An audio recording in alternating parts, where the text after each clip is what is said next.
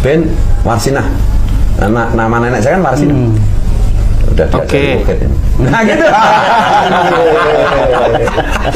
Oke, jadi saya masih agak PKI lah.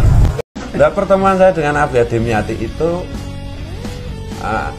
sebelum saya menjadi santrinya GW, jadi saya masih agak PKI lah. Jadi saya masih agak PKI lah. Tapi semakin lama perlawanan mengenai saya tidak mau jadi kiai, bagi saya kiai itu tidak keren, nggak ada peran sosial apapun. Nah, setelah itu ateis, pindah ke agama, waktu mulai SMA mahasiswa. Nah, ketemu Ki Hamam Ja'far Pabila. Ketemu saya dengan teman-teman PKI saya gitu. Nah, kelompok Anulah Komunis Protestan. Saya dengan teman-teman PKI saya gitu. Nah, kelompok Anulah Komunis Protestan. Mencoba mencari kesalahan-kesalahan, bahkan kalau nggak ada kesalahan, kan buatlah fitnah-fitnah yang bisa diterima oleh masyarakat tentang mereka. Gus bisa cerita tentang gimana dulu suruh jadi kiai nggak mau itu? Oh, itu. Jadi gini ya, Abu Yatim kan bilang, bapak saya itu kan orang Muhammadiyah. Iya. Dapat ibu saya, anaknya Kiai NU, meskipun bapak sudah meninggal. Terus ibu saya ini kan sepupuan sama istrinya Abu Yatim. Iya. Nah, ibu saya ngajak bapak untuk menghadap Kiai Yatim. Nah, di situ Kiai Yatim bilang, loh kamu itu, nama bapak saya kan Ahmad Bakdi. Kamu Bakdi itu orang Muhammadiyah kok ketemu wali. Nah, itu Abu Yatim kan itu. Dan kamu itu kan menikahi Muyasarah ibu saya. Muyasarah itu kan kamu kepengen punya anak kiai kan. Orang Muhammadiyah kok pengen punya anak kiai. Gitu tak. Tahu nggak istrimu itu sedang hamil? Oh nggak tahu Kiai Tim. Iya istrimu itu hamil. Bapak saya kan batin, wah ini anak saya pasti laki-laki. Tapi itu yang di perut istrimu itu, di perut Muyasarah itu perempuan. Ya bapak saya kan kecewa. Ya insya Allah nanti anakmu yang kedua laki-laki. Dan anakmu laki-laki cuma satu itu. Nah itu yang jadi kiai, karena kamu pengen punya anak kiai kan. Nah itu yang jadi kiai itu. Kasih nama Fuad ya. Allah. Kasih nama Fuad. Yang lain terserah mau tambah apa. Orang Muhammadiyah kalau ngasih nama anak kan panjang-panjang gitu. Pokoknya kasih nama Fuad. Nanti Fuad itu yang ngajari ilmunya semua biar Kiai Abdul Muhid. Jadi kakak istrinya Abi Yatim. Nah itu nanti aku tinggal stempel aja. Nah udah gitu. Nah sejak kecil, karena yang bilang Abi Yatim ya mesti semua kiai kan denger kan, jadi legend kan. Viral lah kalau zaman saya. Sejak kecil itu dipanggil guru-guru saya ngaji itu kiai.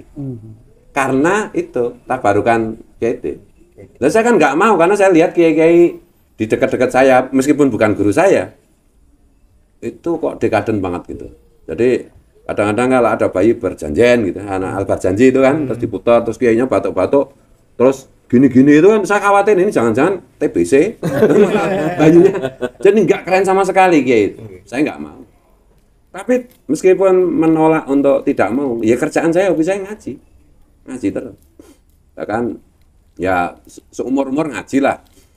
Tapi semakin lama perlawanan mengenai saya tidak mau jadi kiai, bagi saya kiai itu dekaden, nggak keren, nggak ada peran sosial apapun. Nah, setelah itu ateis, pindah agama, waktu mulai SMA mahasiswa. Nah, ketemu Ki Hamam Ja'far Pabila. Ketemu saya dengan teman-teman PKI saya gitu. Nah, kelompok Anulah Komunis Protestan.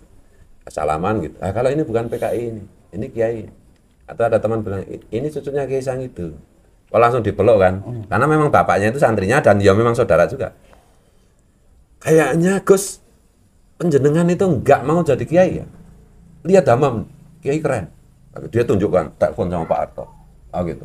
Iya Pak Harto. Jadi dia itu berani gitu. Keren kan. Jadi kiai aja mau. Kalau jadi kiai kayak Kiai Hamam ya keren juga sih. Udah pokoknya mau aja. Nggak usah terus-menerus kayak gini, jadi kafir kayak gini ya gitu. Nah, itu akhirnya ya proses seiring dengan waktu akhirnya memang seperti yang diceritakan oleh Kiai Dimyati. Bahwa pada akhirnya futuh saya itu Kiai Abdul Muhid. Dan pada akhirnya Kiai Dim itu tinggal stempel. Dan itu kalau Jadi gini kan sebenarnya kan ada inisiasi kan menjadi kiai itu di tradisi kami lah setidak-tidak. Jadi ada peristiwa diperintah lah oleh Rasul. Saya kan bingung. Saya menghadap Kiai Abdul Hamid, kamu itu kalau cuma saya jawab itu nggak mantep, langsung kayak Kiai Tim. Lah Kiai Tim langsung bilang, udah dapat SK ya udah kamu jadi kiai aja. Jangan takut, jangan khawatir. Waktu itu saya baca Fatihah aja lupa. Iya, setelah itu mimpi itu, Fatihah itu nggak bisa ya.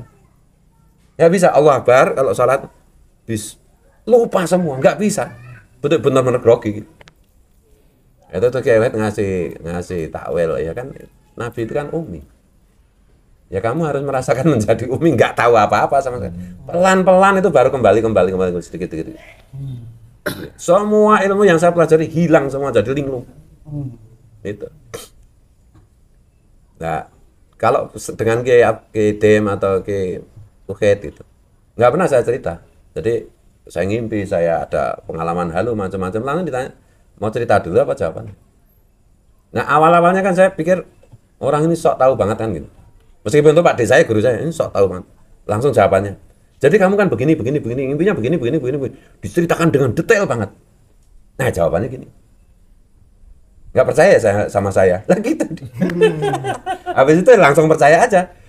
Dan Kiai Abdul Hamid itu bisa dipertanggungjawabkan secara akademis. Jadi kalau kita lagi ngobrol konsultasi gitu, ya ambil pulpen, kamu itu kan sukanya kan anak kuliah, jadi harus iya. Ini halaman sekian, bunyi kalimatnya sekian. Kalau nggak salah baris dari atas itu baris kesekian, nanti 3 baris tuh kalimatnya itu nanti dari bawah itu berarti berakhir pada baris sekian. Itu saya pernah menulis 78 footnote itu. Kemudian saya pergi ke toko kitab ini, coba pinjam kitab ini. Cocok itu berapa puluh 24 atau 25 udah berarti cocok semua. Persis kalimatnya seperti yang beliau diktekan ke saya, halamannya, barisnya keberapa dari atas sampai keberapa dari bawah. Kalau cetakan 6 sekian, halamannya pindah ke halaman sekian, sampai segitunya. Detail sekali, dan beliau selalu bilang kalau nggak salah, ya coba dicek aja. Tapi nggak pernah ada yang salah. Tawadunya itu ya, kalau nggak salah tawadunya. Ya tapi orang-orang di sekitar kita itu nganggapnya Kiai Abdul Hamid itu ya kayak yang sederhana, yang tampilannya santun, kalimatnya tertata rapi, ya pokoknya bijaksana lah kayak Kiai Imad kalau lagi berperan sebagai orang bijak. Good cop, bad cop. Iya. Saya kan bagian bad boy. Dan termasuk Kiai Ukhet itu bilang, nanti kamu itu santriku yang cara komunikasinya, pendekatannya macam-macam bertentangan dengan aku. Jadi semua orang akan tidak percaya bahwa kamu santriku, kamu anakku. Semua orang itu nggak percaya kecuali keluarga, kecuali santrinya dekat itu. Bahwa saya itu benar-benar santrinya. Bahwa saya diistimewakan. Karena nggak pernah ada yang dipanggil masuk kamar, cuma disuruh duduk diam. Kalau bulan Ramadan, nah ini kan mau bulan Ramadan. Bulan Ramadan itu tanggal 21, 23, 25, 27, 29. Itu mesti saya harus ke sana. Sudah ditunggu soalnya. Habis tarawih jam 9. Nanti berakhir itu sampai jam 3. Kadang-kadang dari jam 9 sampai jam 3 enggak ada pembicaraan. Jadi beliau tiduran di sofa, saya duduk. Diminum, rokoknya masih.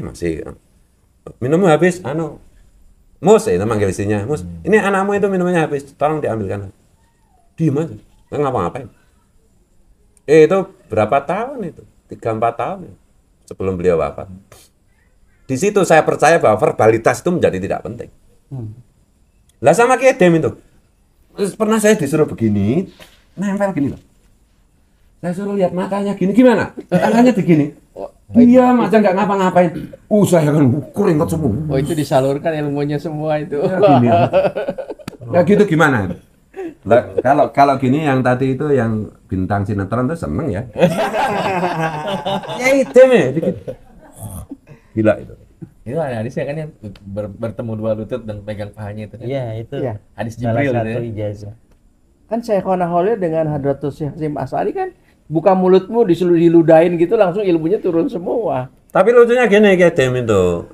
Saya minta ijazah, Kiai Dem minta ijazah wirid Fatihah. Fuad kok minta ijazah?